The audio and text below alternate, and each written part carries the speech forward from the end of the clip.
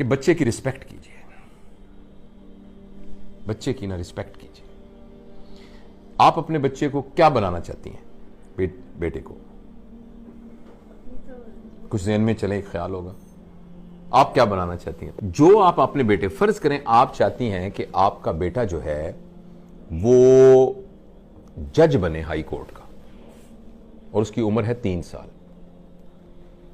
ठीक है, वो एक कुर्सी पे बैठा हुआ है, और आपने कहना थी कुर्सी खाली करो, खाला आई है तुम्हारी, तो आप उसको कैसे कहेंगे उठो? लेकिन उस पर जज साहब बैठे होंगे तो उनको कैसे कहेंगे आप?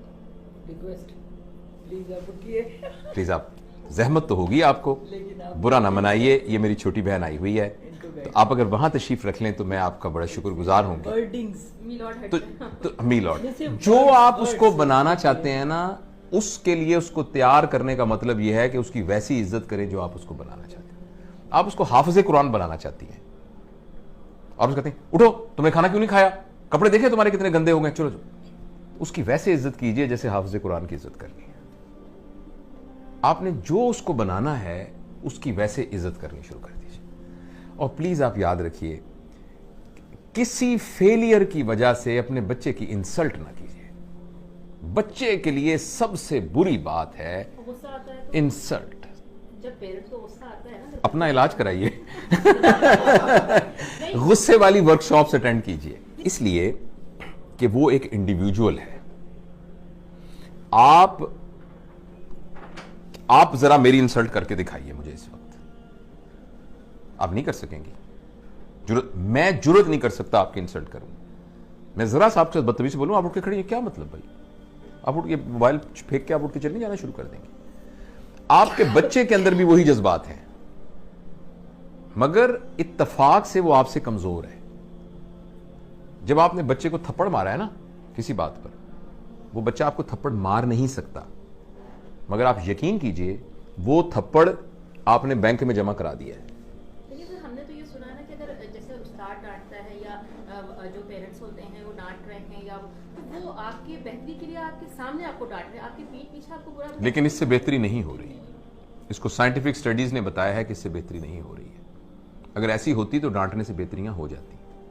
तो जब हमारे पेरेंट्स ने हमें डांटा तो हम तो सही हो गए। एक्सक्यूज आपको लग रहा है? मैं एक बात आपको 2 मिनट, मैं इस बात को खत्म कर लूं ताकि हम इसको समेट लें, फिर बीच में से जो ज़िमनी बातें निकलेंगी हम डिस्कस करेंगे।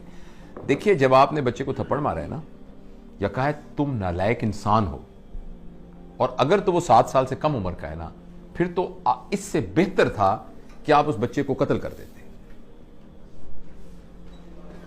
ये ज्यादा, मतलब मैं एक्सजरेट करके बयान कर रहा हूं, सिर्फ एक इमोशन उसमें अटैच करने के लिए। मगर 7 साल से कम वाले के अंदर आपने रिकॉर्डिंग मशीन में डाल दिया ना, तुम नालायक इंसान हो, तुम जिंदगी में कुछ नहीं कर सकते, भटकोगे तुम गलियों के अंदर। आप यकीन करें, वो 7 साल के बाद सारी जिंदगी आपकी इस बात की लाज रखते हुए साबित करेगा कि मैं भटकूंगा। वो साबित करेगा कि मैं भटकूंगा। और अगर आपने उसको थप्पड़ मार दिया, वो थप्पड़ बैंक में जमा हो गया, जैसे मैंने अर्ज किया था, और उसमें फिर बैंक जैसे हर साल सूद देती है, वो सूद के साथ इकट्ठा हो रहा है। अभी वो आपको थप्पड़ मार नहीं सकता, एक वक्त में आएगा वो आपको थप्पड़ मारने के काबिल हो जाएगा, और वो आपको थप्पड़ मारेगा। वो थप्पड़ जरूरी नहीं कि फिजिकल मारे, वो अचानक कहेगा मामा मुझे दुबई में नौकरी मिल गई है। आप कहेंगे मेरा तो एक ही बेटा है, लेकिन मामा आखिर रोजगार के लिए मुझे जाना ही होता है। आप कहेंगे जिसके साथ शादी की है ना मैंने, अजीब मैं बहू बेहाल आई हूं, हालांकि मेरे भाई की बेटी है, पता नहीं इसने क्या मेरे बेटे के कान में फूंक मारी है, वो उसको लेके दुबई चली। मुझे जोड़ों का दर्द है, इसके अब्बा को हार्ट अटैक हुआ है, इसको ख्याल ही नहीं आया। वो थप्पड़ था जो कि सूद के साथ इकट्ठा हुआ है, और वो अब उसने आपके मुंह पे मारा है। इसलिए बच्चा अगर आपके यहां पैदा हो गया है तो वो आपका मेज या आपकी कुर्सी नहीं है, वो आपकी प्रॉपर्टी नहीं है। और कोई भी आदमी, चाहे आपका बेटा है चाहे कुछ भी है, वो इंसल्ट बर्दाश्त नहीं कर सकता। इंसल्ट को रिएक्ट करना उसको नहीं आ रहा इस वक्त, इसलिए चुप करके डर के बैठ गया है। फर्ज करें वो थप्पड़ नहीं मारेगा तो उस थप्पड़ ने उसको सारी जिंदगी के लिए डरपोक भी बना। हो सकता है उसका ये रिएक्शन निकले कि वो सारी जिंदगी के लिए थप्पड़ खाना, वो थप्पड़ खाता रहेगा। वो बंदा होगा जिसको उसका बॉस भी थप्पड़ मारेगा जिसको देखे ना, मां वो है कि जब कोई गलती करके आएगा तो उसने मां के दामन में अपने आप को छुपाना है, उसी मां ने उसको थप्पड़ मारा है। तो मां का फिजिकल होना तो इतना बड़ा क्राइम है कि जो हम सोच भी नहीं सकते। और इसको मैं अपनी तरफ से नहीं कह रहा, इसको पूरी साइकोलॉजी ने, पूरी चाइल्ड साइकोलॉजी ने साबित किया।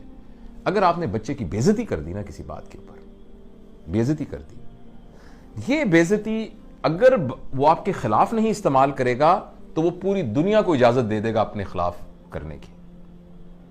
तो दूसरा ये है कि उसकी बेइज्जती ना करें किसी बात। और खासतौर पे आप बेइज्जती किस बात पे कर रहे हैं मुझे बताएं। तुम्हारे नंबर नहीं आए सही, क्या जिंदगी नंबर गुजारने का नाम है? नंबरों के ऊपर जिंदगी होनी चाहिए।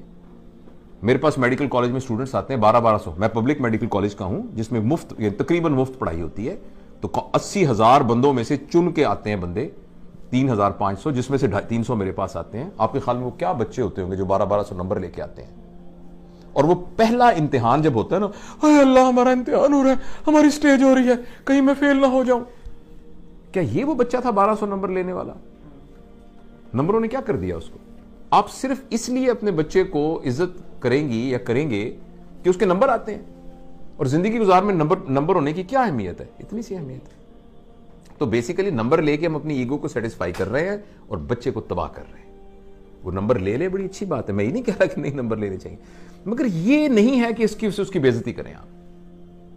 पूरे पंजाब में 3,500 लोगों को दाखिला मिलेगा, 80,000 अप्लाई करते हैं, 2 लाख ख्वाब देखते हैं इसके। तो उन 3500 के अलावा बाकी सारों की मां बापों को यह इख्तियार तो नहीं है कि उनकी बेइज्जतियां करनी शुरू कर दें। तो पहला प्रिंसिपल मैंने आपको यह बताया कि 7 साल के लिए आप अपने ऊपर एक पाबंदी लगा दें, ठीक है। दूसरा मैंने आपसे अर्ज किया है कि आप रिस्पेक्ट करें उसकी। जब आप लोगों को डिसरिस्पेक्ट करते हैं ना, तो पता क्या होता है, या तो वो रिटेलिएट करते हैं अगर पावरफुल हो, अगर वो पावरलेस होते हैं तो उनकी सेल्फ स्टीम और सेल्फ एफिकेसी कम हो जाती है। उनको लगता है मैं गंदा हूं, मुझे लगता है मैं बुरा हूं, मेरे लिए मेरी मां से बड़ी सनद कोई नहीं है जिसको मैं देखकर, आंखों में देखकर फैसला करता था क्या सही है क्या गलत है। उसी मां ने मुझे थप्पड़ मारा है, यानी मेरे ऊपर सबसे बड़ा फतवा लग गया है कि मैं गंदा आदमी हूं, मैं इस काबिल हूं कि मुझे मारा जाए। क्यों भाई?